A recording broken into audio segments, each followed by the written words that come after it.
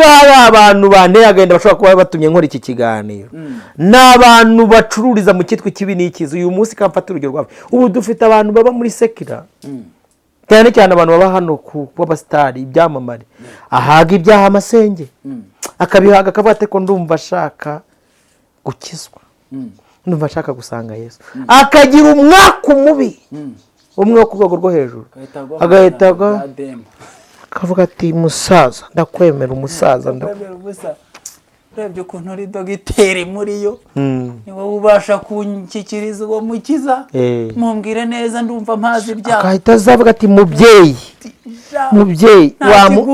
wamungejeje guhunga ubwayira wamungejejeho watishaka kaze neza mboga zizanye ndabibona ku nzu ubwayi ariko ngwino mu kigunda cya kumbita mu kigunda imvura yari kunyagiye umva abandi bantu bahiriwe ni Yesu wabyivugiye yaravuze ngo abantu bagwa neza kugwa neza kugwa neza undi imbaraga zo kugwa neza abantu benshi ntabwo bazi icyo bita ubugwa neza icyo ari cyo kugwa neza ni ukugira imbaraga z'umutima zitifuriza abandi ikibi agakino umuntu utari bwitonde ngo inkuru ziriya zagiye hanze ngaho genda wumve imwe wumve ibiri itatu n'itanu kumwe mu mana gisohoka gitongerewe neza ibyangombwa byose urajya ukirangiza kucyumva urota abazimu urota ibigusambanya urota abagabo ba nijoro urya ibinyama urota usimbuka amarimbi imyobo ikumereye nabi kwasiteri n'amabizi n'amafusa kwasaguza neza ibintu byose ngo kandi ubwo bakaba bakurangije uzategereza ko uzabyuka ngo ugiye kwiyegageza usenge ariko byagenze gutera unasengaga ko hari ukuntu najyaga mbyuka saa cyenda nkiramiriza Imana ugingo n'imibiri by'abantu timuze mucu Bibiliya iravuze ngo hahirwa abantu bafite imitima igize gute iboneye hahirwa bikiranura kuko aribo bazitwa abana b'Imana muzi icyo bita kwikiranura ubundi muntu wikiranura iki si uri mu makuba kuze uriya bavuze akantu gakomeye hari ukuntu umuntu ajya agira inzara n'inyota akavuga ati ndambiwe ibyaha ndashaka kubatizwa nkakizwa nkabivamo si umwijima ivuga ati hariya hari mami wacu twateguye bashaka gukizwa mu mwegere agenda agahita murangiza none bya burundu kugeza ubwo umuntu atazashobora no kwivana muri ayo mapingu none ati waruducitse akagufatanira n'inyota wari ufite waruducitse wakiriwe wajyagahe urugi ko twarukinze muri iki gihugu ko nta wundi we merewe guca ku ruhande kari twebwe utaguye kwa mami agwa kwa dati gakatira kwa boso kwa muzehe dogiteri bose twabashyize hariya cyangwa akajya muri wa wundi twahaye imbaraga zashya kuza gukupita bagenzi be bose akajugunya akazana twasohoye mu mashuri mashya bazi gahunda y'imirasire bazi gahunda y'ibimenyetso ko umwuka wera atagomba kuvugira abantu bazi gahunda maze mwicare hariya senge waruzi ko intebe iruta umuntu waruzi ko intebe iruta umuntu waruzi ko intebe iruta umuntu reka ngusuze kandi nguhe ikaze mu izina ry'umwami wacu Yesu Kristo ntukabure ku mwuka wera ubuntu n'urukundo n'umugisha w'Imana bibane nawe iteka ryose n'ahantu hose ni masengesho kuri mikoro hanyuma kuri kamera muri kubona ko dufite umuhungu w'Imana n'abanyarwanda hanyuma tugiye kuganira Imana iduhaye yego topic nziza cyangwa se intego nziza yo kuganiraho muri iki gihe kigoramye cy'ubugoryi abantu bazingwa abantu bahiriwe ni abantu bafite amavewiti menshi abantu bafite amacaci yayobotswe n'abantu benshi abantu bahagarara bagasumba abandi mbega umuntu wa undi uhagarara ngo ikirere cye kikaba kimeze nka Sawuli ngo ahagararaga mu Bisirayeli bakabatisha uyu muhungu kwe afite urwego arabukwiriye we hari umuntu wicana akabwata ariko njyewe ndakaze mu bimenyetso byose kandi ukabona ko kakaze gihagarara haba ku buranga habaho mvuka twikoraho akaba akazi. abafana muzi inyuma yanjye. Wowe iyo uri kureba muri iki gihe ijambo ry'Imana rivuga iki ku bahiriwe? Bibiliya iravuga ngo hahirwa abantu bafite inzira mu mitima yabo zigana hehe? Isiyoni. Ndagira ngo uyu munsi tuganire ni ryari umuntu agira inzira mu mutima we igana Isiyoni. Hari ibintu bitatu bituma umuntu agira inyota n'inzara yo gutangira guhirwa akagira inzira zigana Isiyoni. Ni igihe umuntu ahaza ibyaha amasengero, icyo ni icya mbere. Ni igihe umuntu intambara n'ibigeragezo zamukanje zikamukuba zikamuhina, uri kumva, kugera ku rwego asigara inzira imwe yonyine y'umurengezi ari umwami Yesu. Uwo muntu nibwo atangira kugira icyo bita amahirwe. Niba utaragera ahantu ibigeragezo bigukunja, intambara, amakuba n'ibibazo ngo biguhine, ujye kwa muganga byange, ujye mu bapfumu byange, witabaze ba so wanyu na ba nyogokuru na ba nyokorume n'abandi bose n'abo mu ngofero, numvise ngo hari abo mu ngofero, bose ubahamagare byange. Usigara uvuga ati rero nta handi hantu nahungira usibye ku Mucunguzi, Murengezi, umukiza w'abari mu isi bose. Umuntu witangiye itangazo, nyakunda kubivuga, yatanze itangazo aravuga ngo abantu barushye n'abaremerewe muze musange ndabaruhura. Uwo ni umuntu wa mbere.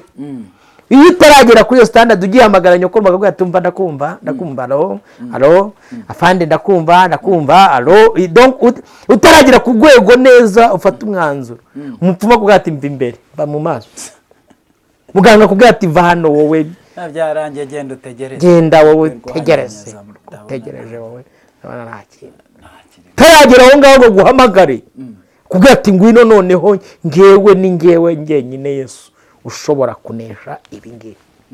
Hari abandi bantu bahaga ibyaha akabiyanga akabati Imana kaguhamagara ati masengesho wansengeye ubusambanyi nkabureka, wakozaho ikiganza mu gitondo akasuka asubirayo cyane, wakozaho ikiganza mu gitondo noneho kwiba bikiyongera, kuko ubu dufite abantu badusengeye ngo bari dusanya ngo tureke ubusambanyi, ahubwo urisukiranya bati ibi bintu bituhayeho nibi.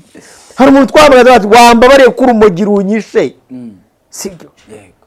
Nkaba mpfuye rubi ukansengera nkarura, aha none ukimuka kuri urumogi ukahita ugera kuri mugu amaye. Donc iyo ugeze hahandi ubihaze, ndeka nsome ijambo ry'Imana kugira ngo tuganiriremo. Wambaje ngo abahiriwe ni bande? Hari abantu bahiriwe. Ntabwo umuntu uhiriwe ari umuntu ufite ikibuno cyiza, never possible. Ntabwo umuntu uhiriwe ari umuntu urara yumva view, ngo babyita ngo ni view, ngo mureta never. Mwene abangaba amarira yabangana n'abari kubiririra. Bariya muri Zaburi ya 84 aho warukomoje aravuga ngo abo bantu iyo banyuze mu gikombe cyitwa Baka ngo bahasigara amasoko, imvura y'umuhindo ikacyambika umugisha.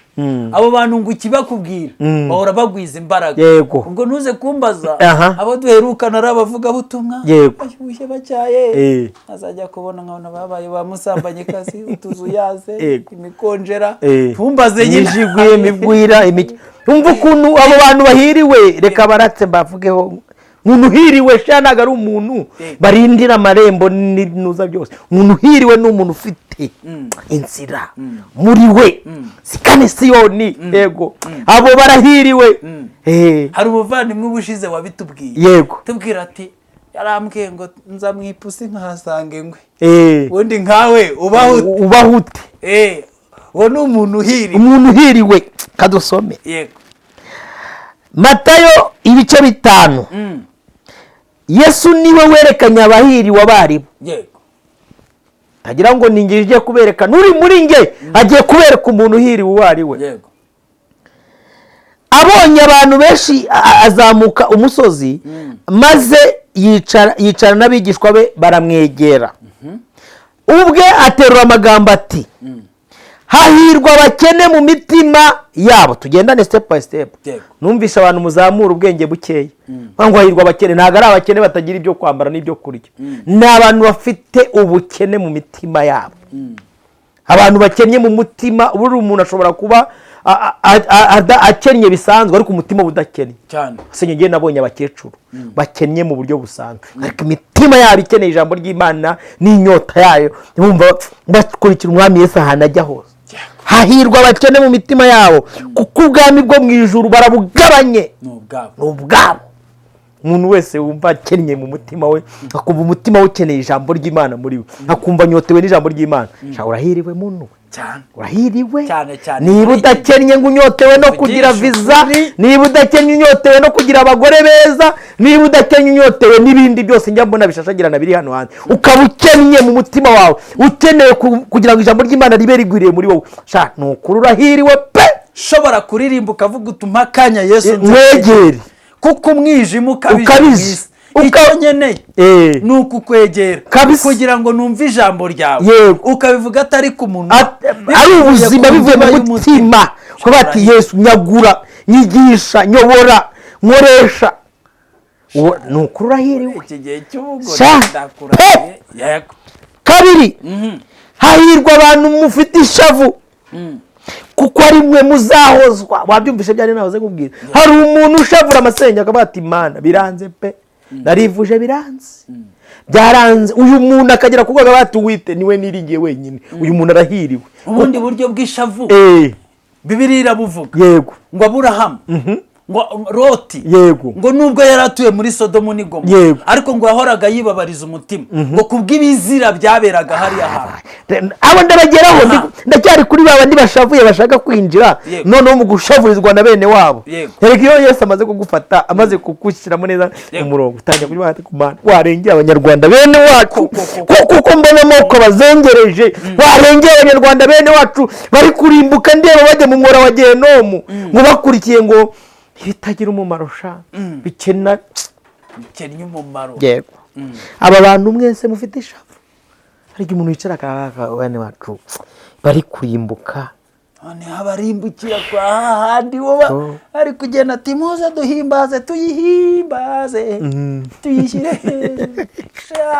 Abo nibo bananteraga. Niba abantu banteye agenda bashobora kuba batumye nkora iki kiganiro, n'abantu bacururiza mu kitwe kibi n'ikizi. Uyu munsi kamfata urugero rwawe, ubu dufite abantu baba muri sekira cyane cyane abantu baba hano ku b'abasitari ibyamamare, ahaga ibyaha amasenge akabihaga akavuga ati ko ndumva ashaka gukizwa, ndumva ashaka gusanga Yesu, akagira umwaka mubi umwe wo ku rwego rwo hejuru, agahita akavuga ati musaza ndakwemera, umusaza urebye ukuntu uri dogiteri muri yo, ni wowe ubasha kunshyikiriza uwo mukiza, mumbwire neza ndumva mpazi ibyaha. Agahita azavuga ati mubyeyi wamungejeje, wamungejeje bati shaka kaze neza mboga zizanye, ndabibona ku nzu ubwayi ariko ngwino mu kigunda cya kumita mu kigunda. Imvura yari kunyagiye. Umva abandi bantu bahiriwe ni Yesu wabyivugiye. Yaravuze ngo abantu bagwa neza, kugwa neza, kugwa neza. Undi imbaraga zo kugwa neza abantu benshi ntabwo bazi icyo bita ubugwa neza icyo ari cyo. Kugwa neza ni ukugira imbaraga z'umutima zitifuriza abandi kibi. Abantu benshi bazi ko kugwa neza ari uguhamagara Robert Ngoroba, nzanira kamera hano hari utwana tw'ipfubyi nabonye, unkamereye hanyuma gahunda ndajya nunokwesha ibyo bampaye bazana miramira. Kugwa neza ni ukugira umutima utagambanira abandi. Abo bantu barahiriwe. Amen. Hakubu dufite abitwa bagwa neza, wareba neza bati nicyo ndavuga ikirura, turabafite sha n'intama cyangwa ni ikirura, n'intama cyangwa ni ikirura. Hindura rumwe abona inyuma n'intama. Kandi Yesu n'umuhanga yavuze ko aba bantu nubwo ari abagwa neza, abangaba nibo bazahabwa isi. Ntabwo yavuze ubwami, mujye musoma ijambo ry'Imana neza, ahirwa abagwa neza kuko aribo bazahabwa isi. hejuru yavuze ko abafite inyota n'inzara n'ubukene mu mitima yabo ubwami bw'Imana ari ubwabo. ageze aho agataba bagwa neza abo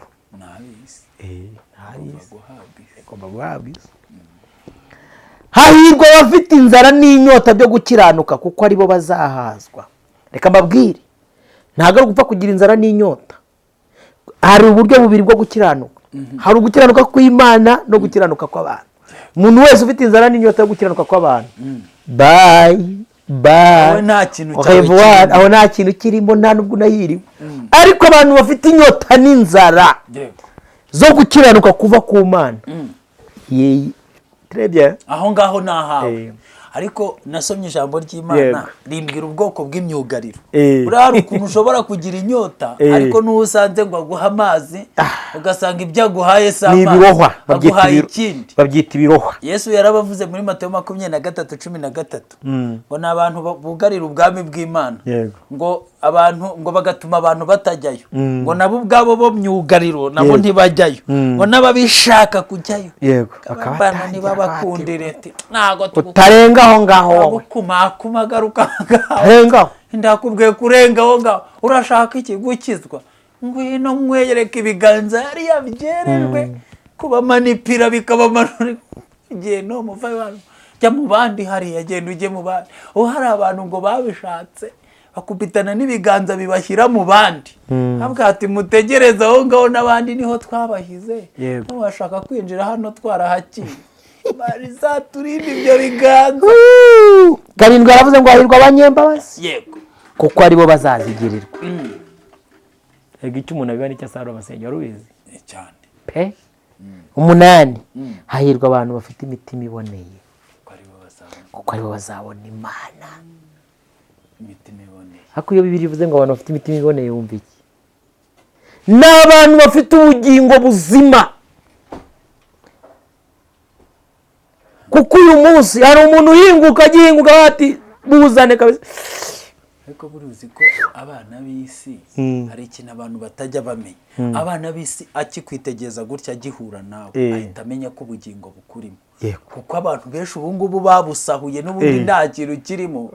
ariko umwana w'isi yakurebye akakwitegereza mu jisho byonyine ahita avuga turiya mu murimo. ni igihurihuri. hari uwawe twakubitanya aranyitegereza mva nka ruguru aranyitegereza. umwuka w'Imana arambwira ati yaba ubonye shawe yagize ubusambo ari kunoza indimi.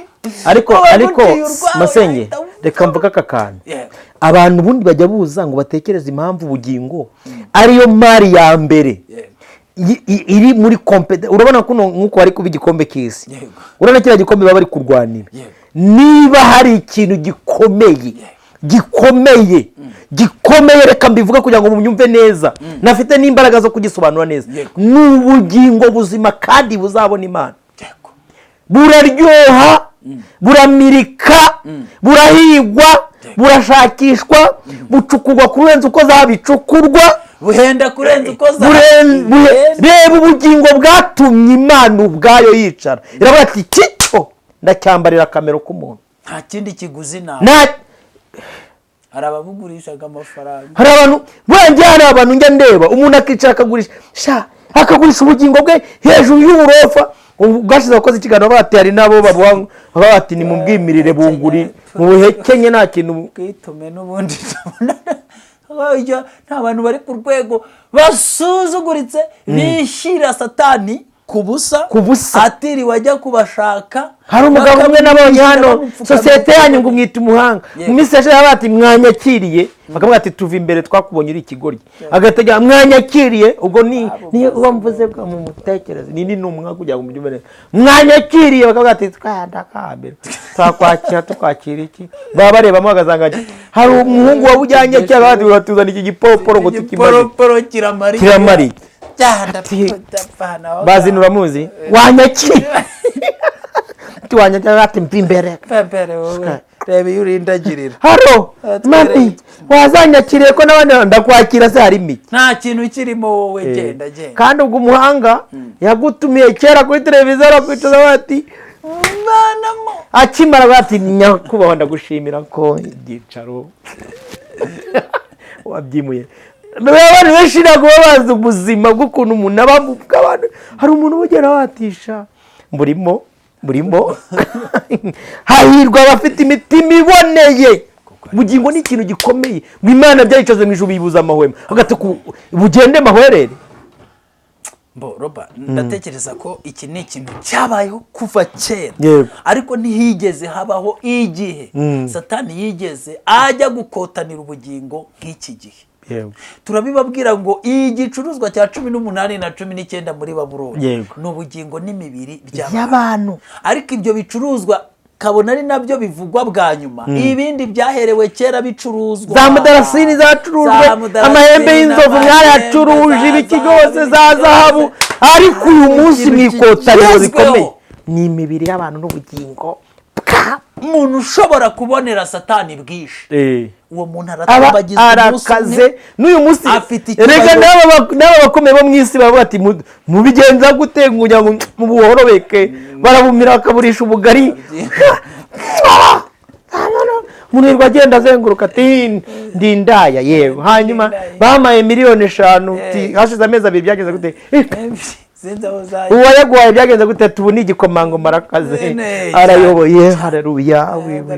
umucuruzi ukomeye, ariko ko duheruka umuvuga butumwa ukomeye, amavuta yagiye atari kubo ndumva arimo ayahese ati wapi yakigega ati barahogoshe baranyagoshe. Masengesho niba hari ikintu kibi kibaho ni ukubona umugabo yambura ipantaro.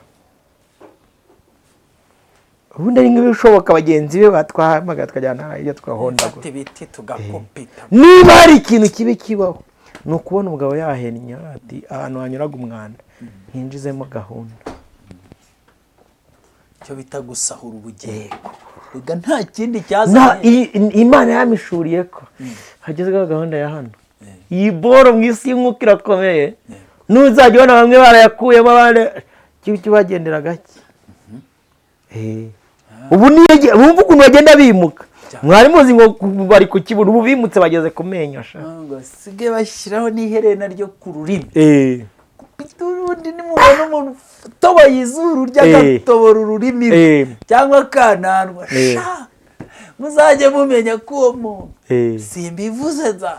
Reka tukatubabwira mukozi w'Imana kuraje komereza waturoboye neza ndabatisha ndakumena. Nababwiye ndababwira ngo mujye mwitonda.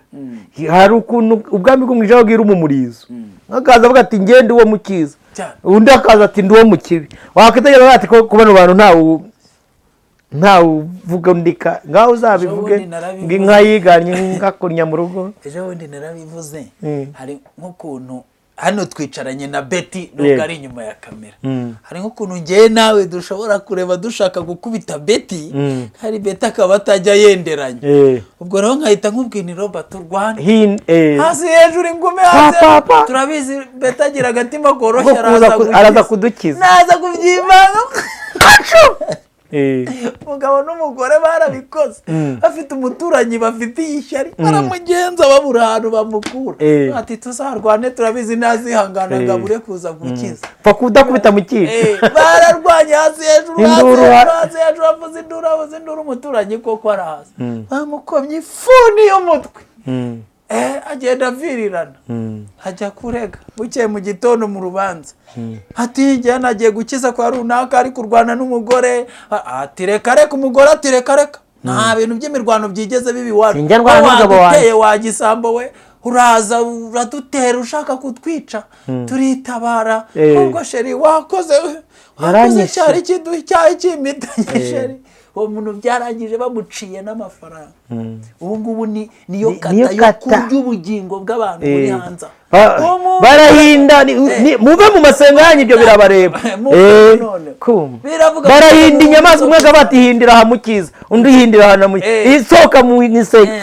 Ganyana ngo Robert ngo n'amasengesho ngo bari gushwana, ngo nabo ngo basubiranye basoberana. Shebuja asabemerera gusubirana mu ngabo ni mugire ngaho ni muve ngo none. Reka tubabwire ngo icyo kana runaka bapfikize apfiki ko aragaheza umutima ryawe kari ryo ryagambaniwe bapfiki.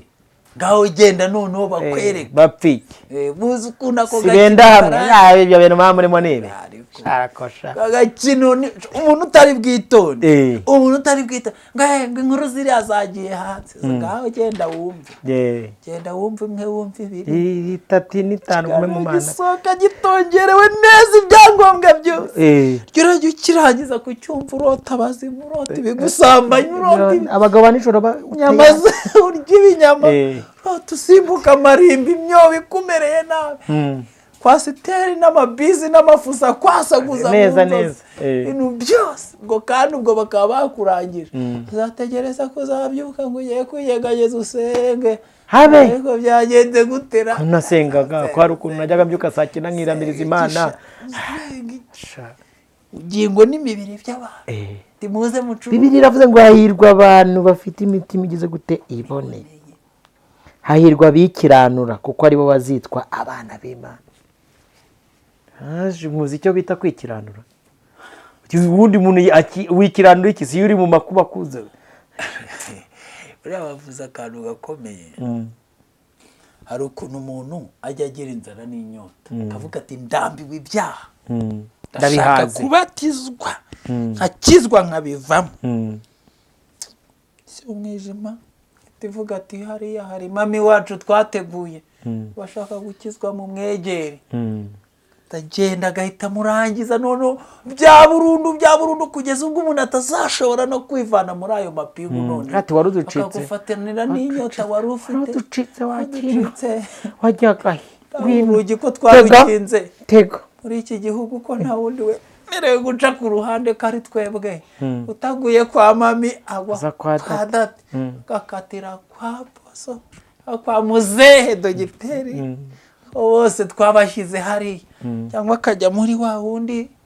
twahaye imbaraga zashya kuza gukupita bagenzi be bose akajugunya akazana twasohoye mu mashuri mashya bazi gahunda y'imirasire bazi gahunda y'ibimenyetso umwuka wera atagomba kuvugira abantu bazi gahunda maze mwicare hariya senge waruzi ko intebe iruta umuntu waruzi ko intebe iruta umuntu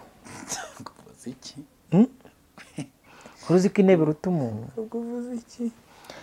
niba wumva ushaka kwihana ukaba wumva ushaka gukizwa by'ukuri ukaba wumva ushaka kuba uhiriwe mu bwami bw'Imana dore igiti iva ku muntu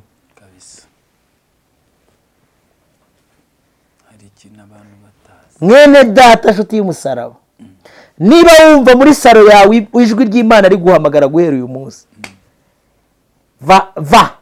va ku bantu nkomeze va ku bantu bwira Yesu umugati nyihishurira umunsi azaguha orientation mwavugana mu ijambo rye mwavugana mu nzozi ariko niba wumva ufite inyota n'inzara kabiri niba wumva ufite ibigeragezo intimba uri mu nzu y'imbohe urarwaye ntubyara ntugira gute nta wundi wo kukurengera izina rya Yesu rifite ubushobozi bwo kuza rikagukiriza iwawe hanyuma namara kukwishurira niwe muyobozi niwe mushumba mukuru anakorera atakavuga ati genda urebe Robert azagufasha urebe masengesho azagufata hari n'igihe azakohereza ahantu Yesu azakohereza azaba ariho ukuri Imana ibamugisha si ngombwa kujya aho bishashagira si ngombwa kujya aho wowe ugize gute wihitiyemo ureke Yesu aguhitiremo icya kabiri abana b'Imana yego bahungira icyaha mu kibazo naho abana b'isi bahungira ikibazo mu cyaha yego ni ikimenyetso kigaragaza neza iki cyo kirireyeri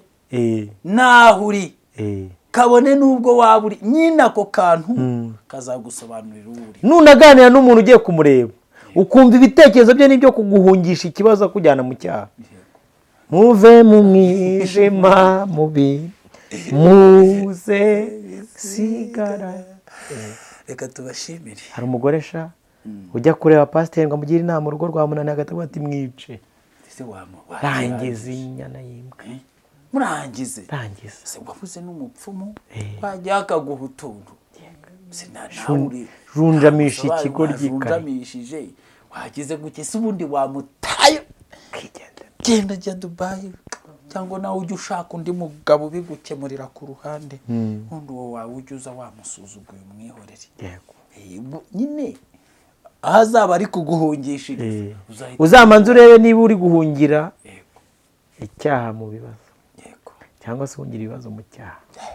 uwo manza ugitegereze neza, ubundi uzamenya neza ko abana b'Imana bahunga icyaha bajya mu bibazo. Shalom shalom. Imana ibahe umugisha, twongere duhurire mu ijambo ry'Imana, mu mwanya w'ijambo ry'Imana ubutaha, kandi nitudahurira mu isi aheza ni mu ijuru. Iki gishobora kuzasohoka twaratashye cyangwa n'ikinasohoka, cyane Yesu yaratwitorera cyangwa yaratwitorera. wowe wikatura ko kidasohoka, kirasohoka mu izina rya Yesu. hakubaje gutwara itorero bazacyumva twaragiye. Yesu abahe umugisha, mwakoze cyane.